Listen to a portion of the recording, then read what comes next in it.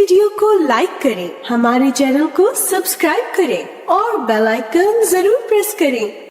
نحمده ونصلي على رسوله الكريم اما بعد فاعوذ بالله من الشيطان الرجيم بسم الله الرحمن الرحيم رب اشرح لي صدري ويسر لي امري واحلل عقدة من لساني يفقهوا قولي۔ اللہ تعالیٰ کا لاکھ لاکھ شکر ہے کہ اس نے ہمیں مسلمان پیدا کیا اور ایک ایسا پیغمبر بھیجا کہ جس نے ہمیں حق کے راستے کھول کھول کے بتا دیے۔ اس پیغمبر کے ذریعے ہمیں قرآن مجید جیسی دولت عطا کی جس میں انسان اپنی زندگی کے ہر مسئلے اور ہر بات کا جواب پاتا ہے۔ کوئی مشکل، کوئی پریشانی، کوئی دکھ، کوئی درد، کوئی غم، کوئی چیز ایسی ہے ہی نہیں کہ جس کا حل قرآن مجید میں بتایا نہ۔ مکمل رہنمائی کتاب ہدایت ہے، لیکن افسوس یہ کہ ہم مختلف طرح کے فتنوں کا شکار ہو اس کتاب سے پوری طرح فائدہ نہیں اٹھاتے۔ تو اس لیے بہت ضروری ہے کہ ہم یہ سمجھیں کہ ہمارے لیے کون سی چیز فتنہ ہے، آزمائش ہے، امتحان ہے، اور ہم نے اس دنیا میں رہتے ہوئے کس طرح ان چیزوں کا مقابلہ کرنا ہے اور پھر کس طرح اپنے انجام کو اپنے سامنے رکھتے ہوئے کامیابی کی منزل طے کرنی۔ کیونکہ اللہ سبحانہ و تعالیٰ نے ہمیں امتحان کے لیے پیدا کیا ہے۔ قرآن مجید میں اللہ سبحانہ و تعالیٰ فرماتے ہیں خلق الموت والحیات لیبلوکم ایکم احسن عملا، کہ اس نے موت اور زندگی کو بنایا تاکہ آزما کے دیکھے تم کو کہ تم میں اچھے کام کون کرتا ہے۔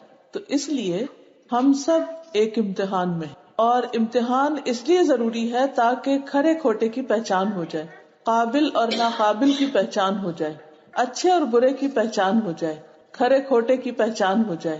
اس لیے جہاں ایک طرف اللہ سبحانہ تعالیٰ نے انسان کو نعمتیں دی وہاں دوسری طرف ان نعمتوں کے اندر ہی امتحان بھی رکھا ہے، ان نعمتوں کے اندر آزمائش بھی رکھی، اور ہم سے دیکھا یہ جا رہا ہے کہ ہم کیا کرتے ہیں، کہ ہم کتنا پیشنس دکھاتے ہیں اور اس موقع پر کیا کرتے ہیں۔ کیونکہ جب بھی کوئی صورتحال ہماری مرضی کے خلاف ہوتی ہے تو فوراً شیطان دل میں وسوسے ڈالنے لگتا ہے، کیا فائدہ آنے کا، اور ہمارا وقت ہی ضائع ہو جائے گا اور ایسا اور ویسا۔ لیکن ایسے موقع پر اگر انسان صبر کر کے اللہ تعالیٰ سے دعا کر لے تو اللہ تعالیٰ اس کے لیے آسانیاں فرما دیتے۔ بہرحال بات یہ ہو رہی تھی کہ انسان چونکہ اس دنیا میں آیا ہے یہ دیکھے جانے کے لیے کہ وہ کرتا کیا ہے، اچھے کام کرتا ہے یا نہیں، لیبلوکم، تاکہ تمہارا امتحان لے، ایکم احسن عملا، کہ تم میں اچھے کام کون کرتا ہے، اچھے عمل کون کرتا ہے، کس کے عمل بہترین ہے۔ چونکہ یہ ہمارا امتحان ہے اس لیے ہمیں مختلف طریقوں سے ٹیسٹ کیا جائے گا۔ عام طور پر ہم یہ سمجھتے ہیں کہ شاید کوئی تکلیف، بیماری، پریشانی، غم،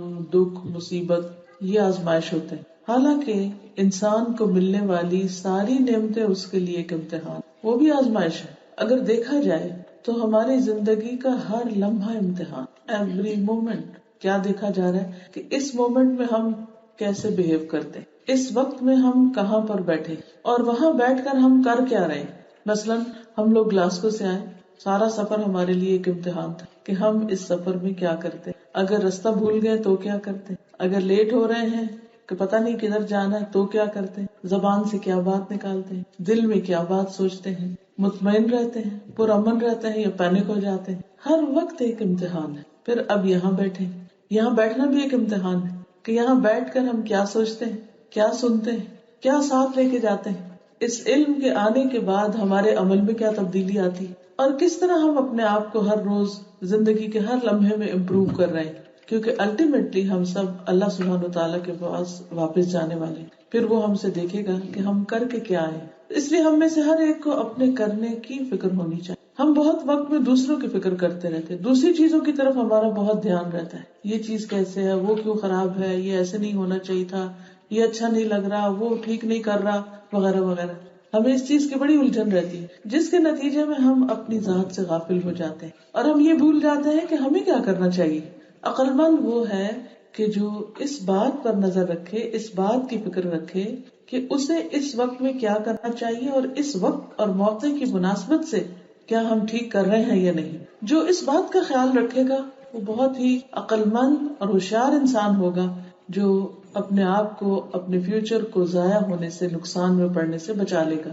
اب آپ دیکھیے کہ مثلاً ہم جب نیچے سیڑھیوں سے اترے تو سامنے سے ایک جنازہ آ رہا، تو اس وقت عام طور پر کیا ہوتا ہے کہ جب جنازہ گزر رہا ہوتا ہے تو انسان کو رک جانا چاہیے، لیکن انہوں نے ہمیں کہا کہ سسٹرز آپ لوگ تیزی سے گزر جائیں۔ اب یہ کہ وہ 5-7 مرد جو جنازہ اٹھا کے کھڑے، اب اگر وہ اتنی ہیوی چیز اٹھا کے کھڑے ہیں اور انہیں اندر آنا ہے، اور وہ رک کے ہمیں جگہ دے رہے ہیں کہ آپ گزر جائیں، تو ہمیں کس طرح کرنا چاہیے؟ تیز قدم اٹھانا، فوراً چلنا چاہیے، دوسرے کا فوراً احساس کرنا چاہیے کہ وہ تکلیف نہ اٹھائے، ایک بوجھ اٹھا کے کھڑا۔ اسی طرح جب ہم گھر سے نکلتے ہیں، 4 لوگ اکٹھے نکلتے ہیں، تو ایک کچھ کرنے لگ جاتا ہے، دوسرا کچھ، ایک گاڑی کے پاس کھڑا ہو جاتا ہے، گاڑی میں بیٹھ کے انتظار کر رہا ہے، وہ باہر کھڑا ہو کے ہوا ٹھنڈی کھا رہا ہے، کیونکہ ایک اندر بلا وجہ دوسروں سے باتیں کر رہا ہے۔ ان سب کا امتحان ہو رہا ہے، اور جو اندر والا ہے اس کو کسی اور نے مشغول کیا ہوا اپنی باتوں میں، جسے قطعاً اس بات کا احساس نہیں کہ گاڑی میں بیٹھے باہر کھڑے شخص اور دروازے پہ کھڑے شخص کا صرف وقت ہی نہیں ضائع ہو رہا، بلکہ اس کے ساتھ ساتھ ان کو تکلیف بھی ہو رہی ہے، لیکن ہمیں احساس ہی نہیں ہوتا ان چھوٹی باتوں۔ اسی طرح بعض اوقات ہم جیسے کوئی کلاس ہے لیٹ ہو رہی ہے، یا بچوں کو آپ اسکول میں لے کے جا رہے ہیں، اتنے میں راستے میں آپ کی کوئی سہیلی مل جاتی، وہ راستے میں گلے لگانے لگ جاتی ہے آپ کو، باتیں اور حال اور سارے خاندان کا حال اور ادھر پوچھنے لگ جاتی، اور وہ بھول جاتے کہ یہ معصوم بچہ جو ہے اس کا وقت ضائع ہو رہا ہے۔ وہ کہتے ہیں بچہ ہی ہے نا، بچوں نے کیا کر لینا، کیا پڑھنا، لیکن اس کا کتنا غلط امپیکٹ ہوتا ہے کہ بچہ یہ سیکھ لیتا ہے اسکول کی کوئی امپورٹنس نہیں، دیر سے بھی جاؤ تو کوئی فرق نہیں پڑتا۔ پھر ہم خواتین کی ایک عادت یہ ہوتی ہے کہ ہم بچوں کے سامنے میاں کی برائیاں شروع کر دیتے ہیں، دوستوں کی برائیاں، ہمسایوں کی، اس کی شکوے شکایتیں گلے، اور ہم اس کو وہ سب کچھ سکھا رہے ہوتے ہیں جو نہیں سکھانا چاہیے انڈائریکٹلی۔ بچہ جو ہوتا ہے نا، آپ یوں سمجھے کہ جیسے گیلا سیمنٹ ہو، اگر گیلا سیمنٹ کہیں لگا ہو تو اس کے اوپر جو بھی چیز گرے گی کیا ہوگا، اس کا امپریشن بن جائے گا، اس کا نشان پڑ جائے گا۔ کبھی آپ دیکھے ہوں گے کہ کوئی پلستر ہوا ہوتا ہے اور اگر کیئر نہ کرے اور کوئی چیز لگی اور انہوں نے خیال نہیں کیا، وہ ویسے کا ویسے ہی نشان رہ گیا۔ اسی طرح ہمارا آس پاس اور ہمارا ماحول، ہمارے ایکشنز، ہماری چال ڈھال، بات چیت، ہماری چھوٹی چھوٹی چیزوں سے متاثر ہو رہا ہوتا ہے۔ اس لیے ہماری آزمائش صرف یہ نہیں ہے کہ ہم نماز پڑھتے ہیں یا نہیں، ہم روزہ رکھتے ہیں یا نہیں، وہ تو ہے ہی آزمائش ہے، لیکن عام روزمرہ زندگی میں کس جگہ کس طریقے پہ بہیو کر رہے ہیں، یہ بہت بڑی آزمائش، بہت بڑا امتحان۔ ایسے مواقع پر ہم بعض اوقات صرف سیلفش ہو جاتے ہیں، خود غرض ہو جاتے ہیں، جس کی وجہ سے مسائل اٹھتے ہیں۔ خود غرض کیوں ہوتے ہیں؟ کیونکہ ہمارا ذہن چھوٹا ہوتا ہے، نگاہ چھوٹی ہوتی ہے، دل چھوٹا ہوتا ہے، خود غرضی ہوتی ہے، صرف اپنا پتا ہوتا ہے، مجھے بھوک لگی ہے، مجھے سونا ہے، میری خواہش ہے، میری ضرورت ہے، بس میں جو چاہوں وہ ہو جائے۔ تو اس کا نقصان کیا ہوتا ہے کہ انسان آس پاس کے ماحول اور اپنے آس پاس والوں سے غافل ہو جاتا ہے اور ان کے دکھ درد تکلیف پریشانی کو بھول جاتا ہے۔ تو جو لوگ بھی خود غرضی کی زندگی کا شکار ہوتے ہیں وہ ایک طرح سے آزمائش میں پڑے ہوئے ہوتے ہیں، اور ان کو پتہ ہی نہیں ہوتا کہ کتنی بڑی مصیبت ان پر ہے کہ وہ اپنی راحت کے لیے بے شمار لوگوں کو پریشانی میں رکھتے ہیں اپنی خواہش پوری کرنے کی۔ تو یہاں پر آج ہم جو فتنے کی بات کریں گے اور فتنہ سے معنی سمجھیں گے وہ کیا ہے، ایک جنرل ڈیفینیشن آپ سمجھ لیجیے، ہر وہ چیز، ہر وہ شخص، ہر وہ مقام، ہر وہ موقع جو ہمیں اللہ کی یاد سے دور کر دے، اللہ کی یاد سے ہٹا دے، پھیر دے، اللہ کی فرما برداری سے پھیر دے، وہ ہمارے لیے فتنہ ہے، وہ ہمارا سخت امتحان ہے۔ چاہے وہ مال ہو، جاب ہو، اولاد ہو، یا ہمارے دوست عزیز رشتہ دار ہو، یا ہماری کچھ خواہشات ہو، یا ہماری کچھ بری عادات ہو، اپنا ہی نفس ہو، شیطان ہو، ماحول ہو، علاقہ ہو، کوئی بھی چیز جہاں پر ہم اللہ کی یاد سے غافل ہو جائیں جس بھی ذریعے سے، وہ سب ہمارے لیے سخت امتحان، بڑی آزمائش۔ آپ دیکھیے کہ بعض لوگ مکہ مدینہ پہنچ کر بھی اللہ کو یاد نہیں کرتے، وہ ایک ٹرپ تو لگا لیتے ہیں حج کا، لیکن زیادہ تر وقت کیا کرتے رہتے ہیں، کبھی شاپنگ کی، کبھی کمرے میں سوئے رہے، کبھی کھایا پیا، کبھی احتیاط نہ کی اور طبیعت خراب ہو گئی، اور وہ حج کے موقع سے یا عمرے کے موقع سے بھرپور فائدہ نہیں ہوا، اور کچھ نہیں، سب کچھ ہو گیا، کھانا بھی ہے، طبیعت بھی ٹھیک ہے، شاپنگ بھی نہیں جا رہے، کچھ نہیں، باتیں نہیں ختم ہو رہی، کیونکہ اکٹھے حج ہوتا ہے تو ایک بڑا امتحان ہوتا ہے کہ ہر کسی کو بولنا ہوتا ہے، یہ بھی بول رہا ہے، وہ بھی بول رہا ہے، وہ بھی بول رہا ہے، چاہے کوئی کسی کی نہ سنے۔ کئی لوگ تو حرم کے سین میں بیٹھ کے بھی دنیا کی باتیں نہیں چھوڑتے، وہاں بھی اس کی باتیں اس کی باتیں اور اللہ کا ذکر نہیں کرتے، تو یہ بھی بڑا امتحان ہے، یہ بھی ایک آزمائش ہے۔ اور پھر لوگ بھی لوگوں کے لیے آزمائش ہوتے ہیں، وَجَعَلْنَا بَعْضَكُمْ لِبَعْضٍ فِتْنَةً أَتَصْبِرُونَ۔ ایسے سارے مواقع میں انسان کو صبر سے کام لینا چاہیے اور اپنا دھیان، اپنا فوکس اللہ رب العالمین کی ذات سے ہٹنے نہیں دینا چاہیے، یعنی انسان کو ہر حال میں اللہ تعالیٰ کی طرف اپنی توجہ رکھنی چاہیے۔ کوئی چیز اللہ کے ذکر سے، اللہ کے خیال سے، اللہ کی یاد سے ہمیں نہ بھلائے. یہ بات یاد رہے گی. ہر وہ چیز جو بھلائے وہ فتنہ، چاہے کتنی پسند ہو ہمیں. مثلاً اولاد کو اگر فتنہ کہا گیا تو اس میں کیا ہوتا ہے؟ نماز پڑھ رہے ہیں اچھے بھلے دل لگا کے، اتنے بچہ سامنے سے گزر گیا، سارا دھیان اٹھ گیا، پتنی کدھر جا رہا ہے، پتنی وہاں نہ ہاتھ مار دے، پھر وہ سارا پورا کا پورا خیال ادھر چلا گیا، نماز گئی، سارا خشوع خضوع گیا. تو ہر وہ چیز، چاہے ہم نماز میں، چاہے ہم حج میں، چاہے ہم روزے کی حالت میں، ہر وہ چیز جو ہمیں اللہ کی یاد سے غافل کرے، اللہ کی محبت ہمارے دل میں کم کرے، اللہ کے ذکر سے دور کرے، اللہ کی اطاعت اور فرما برداری سے دور کرے، وہ ہمارے لیے امتحان ہے، آزمائش ہے. اور پھر اس میں ہر انسان کی ویکنیسز فرق ہوتی ہے. کسی کے لیے مال سب سے بڑا فتنہ، وہ مال کی محبت میں اس درجہ گرفتار ہوتا ہے کہ اس کو کچھ اور سوچتا ہی نہیں. اس مال کے کمانے میں وہ اپنے بیوی بچوں تک کو بلا دیتا ہے، ماں باپ کو بھول جاتا ہے، اللہ کی عبادت بھول جاتا ہے. مثلاً آپ میں سے اگر کچھ لوگ جاب کرتے ہیں تو ٹھیک ہے، ضرورت کے تحت عورت جاب کر سکتی ہے اگر وہ پردے کا، اپنے شرم و حیا کا خیال رکھتی ہے، اپنے آپ کو کمپوز رکھتی ہے، غلط کسی کام میں نہیں پڑتی. لیکن صرف اتنا کافی نہیں، یہ بھی دیکھیے کہ آپ کی نمازیں کیا اس میں پوری ہو رہی ہیں. اگر آپ کی جاب ایسی ہے کہ جس میں آپ نماز نہیں پڑھ سکتے تو یہ بڑا خسارے کا سودا ہے. چاہے آپ قارون کا خزانہ جمع کر لیں اور بڑے سے بڑا مال اکٹھا کر لیں، لیکن اگر اس مال نے آپ کو اللہ کی یاد سے غافل کر دیا ہے تو یہ بڑے ہی خسارے کا سودا ہے. پھر اسی طرح اولاد کا فتنہ ہوتا ہے. سورۃ التغابن میں اللہ تعالیٰ فرماتے ہیں انما اموالکم و اولادکم فتنہ، بے شک تمہارے مال اور تمہاری اولاد فتنہ ہے، تمہارے لیے آزمائش ہے. نبی صلی اللہ علیہ وسلم نے فرمایا ان لکل امت فتنۃ، ہر امت کا ایک فتنہ ہے. وہ فتنۃ امتی المال، اور میری امت کا فتنہ مال ہے. یعنی میری امت مال کے ذریعے بہک جائے گی، مال کے ذریعے وہ اپنے مقصد سے دور ہو جائے گی. آپ دیکھیے کہ ہم لوگ اس ملک میں اگر آئے تو ہمارا کیا فرض بنتا ہے؟ صرف یہ کہ ہم کچھ مال اکٹھا کر لیں. ہمارے اوپر ایک ذمہ داری ہے مسلمان ہونے کی حیثیت سے کہ ہم دوسروں تک اسلام کا پیغام، دعویٰ کا کام. لیکن کیا چیز ہمیں اس سے روکے ہوئے؟ بہت دفعہ مال اور اولاد کی محبت. تو اللہ سبحانہ وتعالیٰ قرآن مجید میں بہت واضح الفاظ میں فرماتے ہیں کہ تمہیں یہ دو چیزیں اللہ کے ذکر سے نہ روکے، اور جو رک جائے وہی لوگ دراصل خسارہ پانے والے ہیں. سورۃ منافقون جس میں منافقوں کا ذکر آیا ہے ساری سورت میں، اس کے آخر میں بڑی خوبصورت آیتیں آپ کو سنواتی ہوں، پھر اس کا ترجمہ آپ کے سامنے. سبحانہ تعالیٰ ارشاد فرماتے یا ایھا الذین آمنوا، اے لوگو جو ایمان لائے، لا تلہکم اموالکم ولا اولادکم عن ذکر اللہ، تمہارے مال اور تمہاری اولادیں تمہیں اللہ کے ذکر سے غافل نہ، اللہ کے ذکر سے دور نہ کر دیں.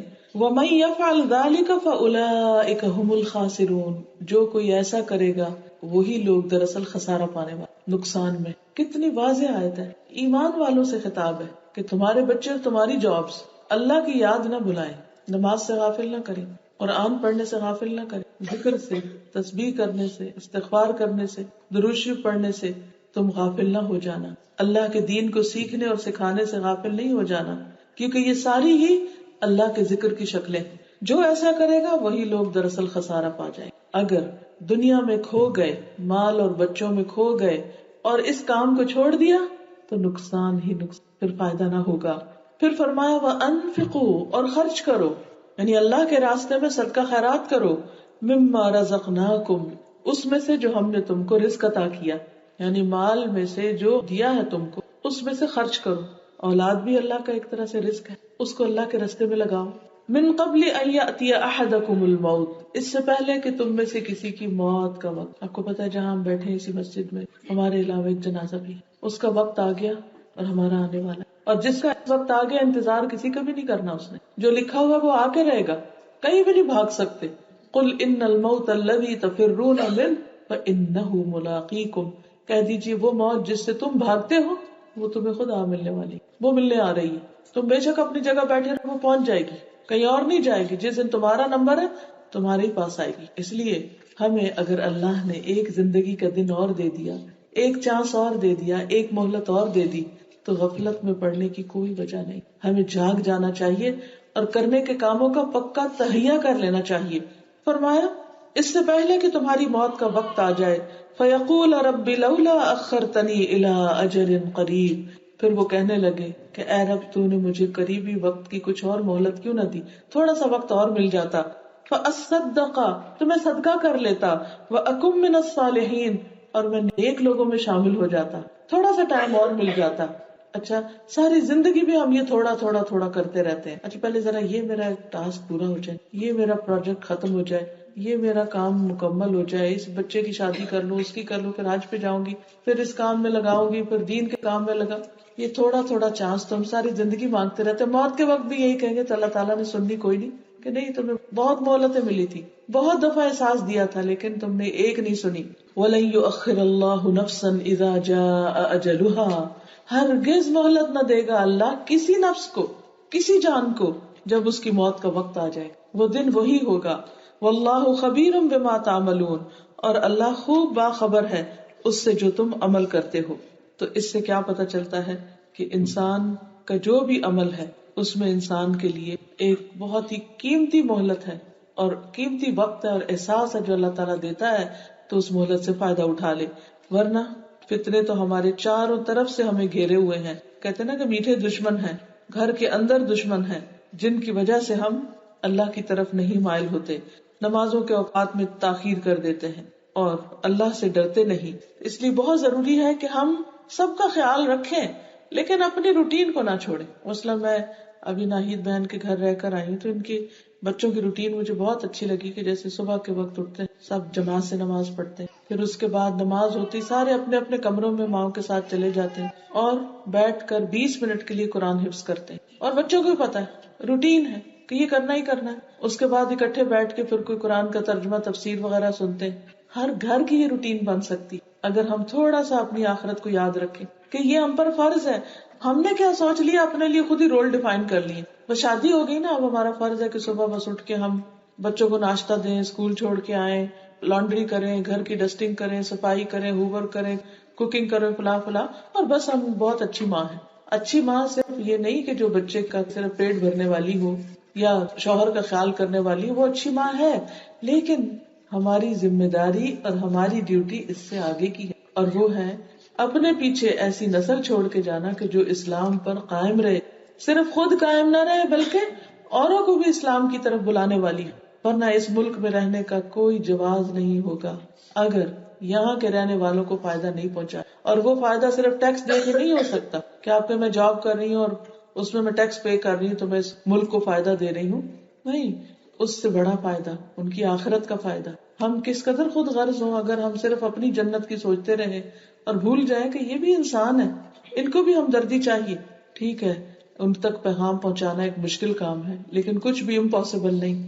جو کام ہم نہیں کر سکے ہمیں اپنے بچوں کو تیار کرنا چاہیے کہ وہ دین کی سمجھ بوجھ حاصل کرے اور پھر آگے جا کر زیادہ جرات کے ساتھ، کانفیڈنس کے ساتھ اللہ کا پیغام پہنچائے اپنے عمل کے ذریعے اور اپنے قول کے ذریعے. لیکن اس جنریشن کی تربیت کون کرے گا؟ آپ کو کرنا ہے، ماؤں کو کرنا ہے. باپ تو اپنے مال کمانے میں مصروف ہے، ان کا انتظار نہ کریں. اللہ کرے وہ بھی آپ کے ساتھی اور مددگار بنے، لیکن اگر وہ نہیں بنتے تو یہ نہیں سوچنا کہ اچھا میں اکیلی بیچاری کیا کروں. بیچارے پن کا شکار نہیں ہونا، اس کو اعزاز سمجھ کر لیں کہ اللہ نے آپ کو چن لیا اس کام کے لیے. یہ اللہ کا اپنا کام ہے کہ اللہ کی عبادت اور اللہ کی اطاعت کے لیے انسان اسٹرگل کرے. یہ اس کے دین کی خدمت ہے. رسول اللہ صلی اللہ علیہ وسلم نے مال کو ایک بہت بڑا فتنہ بتایا اور اس کے بارے میں کیا فرمایا کہ میری امت کا فتنہ مال ہے اور میں اس سے ڈرتا ہوں.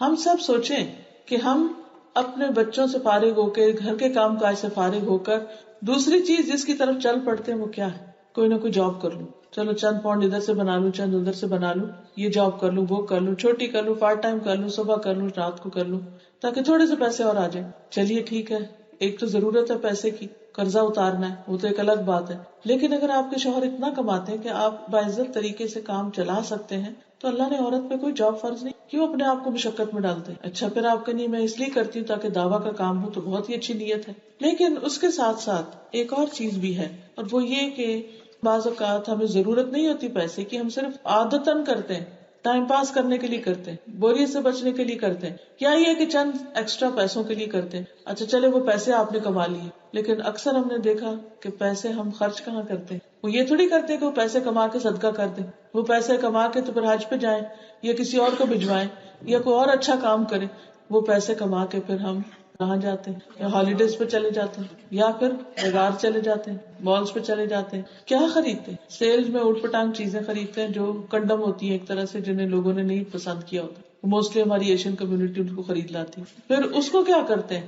اس کو ہم بھر کے رکھ دیتے ہیں اور پھر اس کا نکاس کیا کرتے ہیں؟ بس کوئی بھی جو مل گیا اس کو یا پاکستان گئے یا کسی کا ہاتھ بھیج دیا، یہ انجام اس کا. یا پھر وہ کپڑوں کے سیٹ پڑے ہیں وارڈروب بھری پڑی ہیں، کوئی سمجھ نہیں آتی کدھر دے.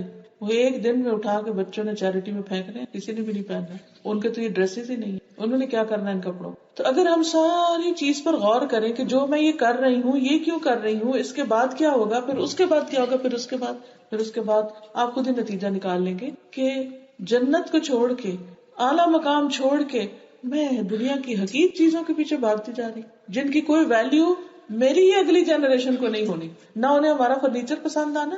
ہم اپنی مثال سے دیکھیں نا، ہم شادی کے بعد یا جب بڑے ہو جاتے اپنا گھر بناتے تو ہم میں سے کتنے لوگ یہ کرتے ہیں کہ اپنے ماں باپ کا فرنیچر اٹھا کے اپنا گھر سجا. ہاں اینٹیک کے طور پر تو کچھ اٹھا لائیں گے یا نشانی کے طور پر، لیکن اس فرنیچر پہ آپ نہیں رہنا چاہیں گے. آپ جائیں گے ڈیزائنر پہ، آپ جائیں گے نئے ٹرینڈ پہ، چاہے اس کے لیے کتنی مشقت کرنی پڑے. ہر پرندہ جب اپنے گھونسلے سے اڑتا ہے تو ماں باپ کے گھونسلے میں نہیں آ کے رہتا، پھر وہ اپنا نیا گھونسلہ بناتا ہے اور اس کو اچھا لگتا ہے، چاہے جھونپڑی ہو کہ اپنا ہو.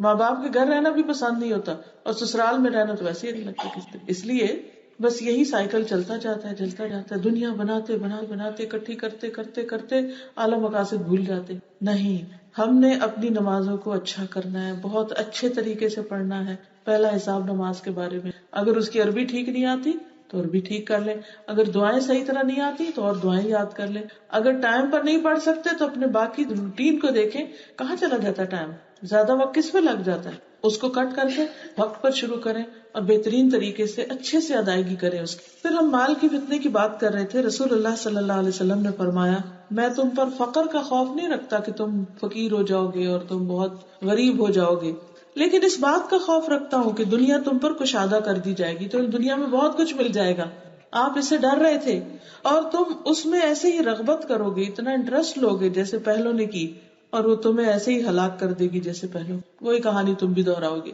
بخاری کی روایت ہے. پھر اسی طرح آپ دیکھیے کہ مال کے علاوہ اوور آل دنیا کا جو فتنہ ہے، یعنی اس میں صرف مال نہیں بلکہ وہ ساری مصروفیات آ جاتی ہیں جو ہمیں اللہ کے ذکر سے روکتی ہیں، چاہے وہ بازار ہو، چاہے شادیاں ہوں، چاہے محفلیں ہوں، چاہے پارٹیاں ہوں، کچھ بھی ہوں.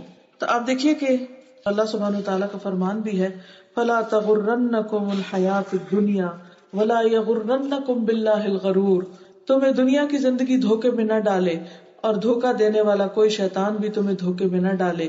اور فرمایا، وَمَا الْحَيَاةُ الدُّنْيَا إِلَّا مَتَاعُ الْغُرُورِ.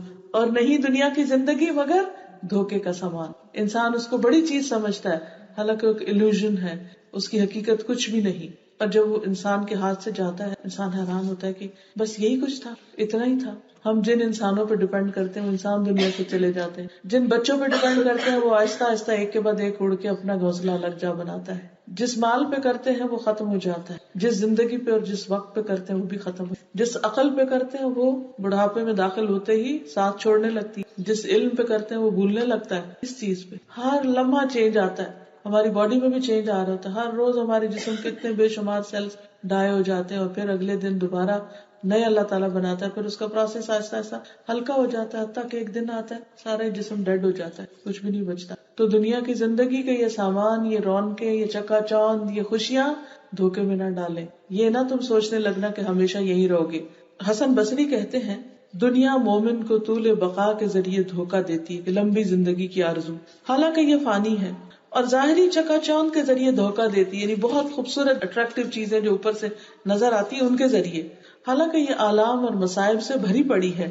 یہ تو ان سرسبز پودوں اور بچیوں کی گڑیوں کی طرح ہے جن کا کچھ حاصل نہیں. یعنی دنیا کی رونقیں، مثلا آپ دیکھیے کہ اس وقت ڈش میں جو فروٹ پڑا ہے کتنا خوبصورت لگ رہا ہے، اس میں ایک ایک چیز بہترین ہے، لیکن جب ہم اس کو کھا لیں گے تو پھر اس کا کیا حال ہوگا اور پھر اینڈ ریزلٹ کیا ہوگا. دیکھنے میں کتنی خوبصورت اور کتنی چمکدار دنیا، لیکن نتیجہ اور انجام کیا. اور کتنی دیر کوئی چیز ہمارے منہ میں ٹکتی. درخت اگانے میں، پھل آنے میں، پھر درخت سے مارکیٹ میں آنے میں، پھر آپ کے وہاں جا کر گھر میں لانے میں، پھر وہاں سے اٹھا کر جہاں کہیں لے کے جانا ہے وہاں لانے میں کتنی لمبی ایفرٹ درکار ہے. اور جب کھانے لگتے ہیں تو کتنی دیر لگتی ہے. اور اس کے بعد وہ پیٹ کے اندر بھی 9 میٹر لمبی آنت کے اندر سے گھوم گھوم گھوم گھوم کے اس کو بھی باہر جانے میں وقت لگتا ہے. لیکن وہ جس کے لیے ہم نے کیا کہ ہماری زبان کو لذت مل جائے وہاں کتنی دیر لگتی، سب سے شارٹیسٹ بھی. پھر آپ دیکھیے کہ ایسے ہی باقی تمام چیزیں کہ ہم کچھ بھی اکٹھا کرتے ہیں اس کے اکٹھا کرنے میں ایک وقت لگتا ہے. مثلا ایک گھر بنانے کے لیے آپ نے 30 سال محنت کی، پیسے جمع کیے، لیکن اگلے 30 سال رہنے نصیب نہیں. دنیا کی زندگی کے یہ دھوکے ہیں. ہمیں بظاہر دیکھ کے اٹریکشن لگتی ہے، ہم کہتے ہیں ہمارا بھی یہی آئیڈیل ہے، ہم نے بھی ایسے بنانا، ایسا مینشن بنائیں گے، ایسی چیز بنائیں گے، لیکن اس کے بعد کیا ہوتا ہے کہ جب وہ سب کچھ مل بھی جاتا ہے پھر بھی چین اور سکون نہیں رہتا. کہ اصل چین اور سکون تو جنت میں ہے، جس کے لیے ہم دھیان ہی نہیں دیتے، اس کے لیے کوشش ہی نہیں کرتے. تو اس سے بچنے کے لیے پھر طریقہ کیا ہے؟ یعنی ہر انسان جب مرتا ہے تو اس کا کچھ مال بچتا ہے، پھر اس مال کا کیا ہوتا ہے؟ کوئی اور لے جاتے ہیں، ختم ہو جاتا ہے. اس کا بس طریقہ یہ ہے کہ انسان ضرورت کا بنائے، ایکسٹرا نہیں، اور باقی وقت کو اللہ کی عبادت میں لگائے، دین کے سیکھنے میں لگائے. اور پھر راحت کے بہت اسباب اکٹھے نہ کرے، لگژریس لائف نہیں گزارے. یعنی ضرورت کی چیزیں ہوں لیکن ہر چیز کی بہت اعلیٰ کوالٹی کے پیچھے بھاگنا. اب آپ دیکھیے کہ ہمارا وقت کیسے ضائع ہوتا ہے. مثلا میں اپنی مثال سے بتاتی ہوں. مثلا ہاتھ دھونے کے لیے صابن ہی چاہیے یا لکوڈ چاہیے. ہم کیا کرتے ہیں؟ ہم مارکیٹ جاتے ہیں اور وہاں جا کر ہم نے کوئی ایک لکوڈ لینا ہے، لیکن وہاں پوری شیلف بھری ہوئی ہے، اتنی ورائٹی ہے. اور میرے جیسا بندہ جو نیا آیا اس کو صرف سلیکشن میں کتنی دیر لگے گی؟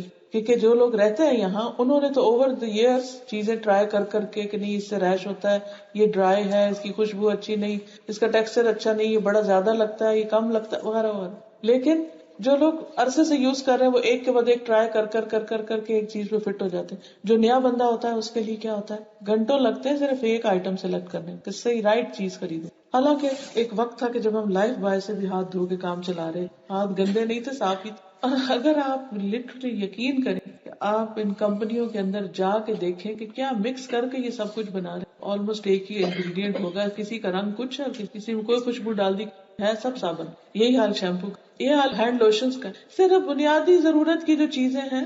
مجھے یاد ہے جب ہم چھوٹے ہوتے تھے ہماری امی کے پاس صرف ایک کریم ہوتی تھی، تبت سنو، بس وہی آتی تھی. وہ اتنا کاٹتی تھی وہ کہ منہ صاف کر کے رکھ دیتی تھی. تو میں کہتی تھی اس وقت بھی کام چلتا، کوئی ایکسٹرا چیزیں نہیں تھی اور چھوٹی سی جگہ پہ ہر چیز سما جاتی تھی. ایک تیل کی قسم، ایک کنگھی اور ایک تبت سنو پڑی ہے، بس یہی میک اپ ہے. 1 سرمے کی شیشی، دیٹس اٹ. اصل حسن کس چیز کا تھا؟ اس وقار کا، اس ایمان کا، وہ نور جو علم اور عمل کی شکل میں تھا.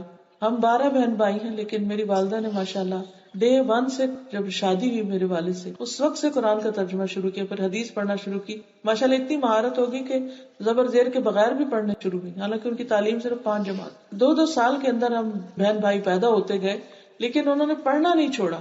یعنی کہ مجھے یاد ہے جو 12واں بھائی بھی پیدا ہوا تھا تو ان کو 40 دن کے بعد جس طرح وہ قرآن پڑھنے لگی تھی، اور ایک کے بعد ایک بچہ کوئی پینسلیں مار رہا ہے، کوئی کچھ کر رہا ہے، لیکن ان کی استقامت میں کبھی کمی نہیں آئی. اب بھی ماشاءاللہ ہر روز بلا ناغہ سورۃ البقرہ اور آل عمران کی تلاوت کرتی. کچھ ہو جائے وہ اپنا لے کے قرآن بیٹھی رہتی، پڑھتی رہتی. اور کئی ایسے بھی ہیں بےچارے کہ جو بیٹھ کے سارا وقت ٹی وی دیکھتے رہے بڑھاپے میں. تو یہ تو بونس عمر ہے، جو پچھلی زندگی میں کمی بیشی رہ گئی اس کو پورا کر لیا جاتا. لیکن عام طور پر ہم اپنے وقت کا خیال نہیں. ہم سمجھتے ہیں ہمیشہ جینا ہے، کیا فکر کی بات ہے، ایسی صبح ہوگی شام ہوگی، کھانے پکیں گے، کھائیں گے پیئیں گے، سوئیں گے اٹھیں گے، بس ایک روٹین کی لائف ہوگی. نہیں، یہ سب کچھ بہت جلدی ختم ہو جانے والا ہے. تو اس لیے ہم کسی پر نہیں، اپنے آپ پر احسان کر کے، اپنے کاموں کو مختصر کر کے، ٹائم نکال کے اپنے آپ کو عبادت کے لیے بھی فارغ کریں اور اس کے ساتھ ساتھ دین کے سیکھنے اور سکھانے کے لیے بھی وقت نکالیں. کیونکہ اگر آپ کسی اسلامی ملک میں رہتے ہوں تو بھی وہاں کچھ نہ کچھ، کوئی مسجد میں، کوئی اسکول میں، کوئی ٹیوٹر، کچھ نہ کچھ مل جاتا ہے.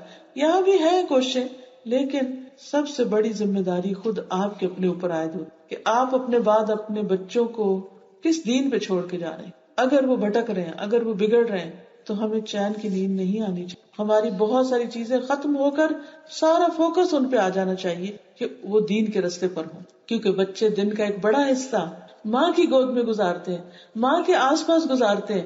اس لیے جو کچھ ماں انہیں سکھا سکتی باپ نہیں سکھا سکتا. اس کا یہ مطلب نہیں باپ کا فرض نہیں، باپ کا بھی فرض ہے، لیکن جو ماں کے حالات ہیں اس کے مطابق زیادہ ذمہ داری بنتی. تو اس لیے عزیز بہنوں، اپنے ساتھ احسان، اپنے ساتھ بھلا، اور دنیا کی یہ زندگی ہمیں دھوکے میں نہ ڈالے، اور یہ چیزیں، یہ اٹریکشنز ہمارا وقت ضائع نہ کر دے کہ جس کی وجہ سے ہم اصل مقصد سے ہٹ جائیں اور انہی چیزوں کی خاطریں کرتے رہیں اور انہی کو صاف کرتے رہیں اور انہی کے پیچھے ہم اپنی جان کھو دیں کہ آج یہ ٹرائی کرتے ہیں، آج وہ کرتے ہیں، اب دیکھو واٹس نیو، ایک اور نئی چیز جا کے نکال کے دیکھ کے لاتے. یہ تو جن لوگوں نے بزنس کرنا ہے وہ تو نئے نئے چیزوں کے دھوکے دیتے رہیں گے، اب یہ لے لو، اب یہ لے لو، اب یہ لے لو، لیکن ہمارا گزارا تو طب الصنوع سے بھی. اس کا یہ مطلب نہیں ہے جو میں بات کر رہی ہوں نا کہ ترک دنیا کا مطلب نہیں کہ دنیا ایک دم چھوڑ دے اور ہر چیز چھوڑ دے. اس کا مطلب یہ کہ اس کو منیمائز کریں، لمیٹڈ کریں، نیڈ بیسڈ رکھیں، ایکسٹراز نکال دیں اور اس ایکسٹرا کی جگہ آخرت ڈال دیں.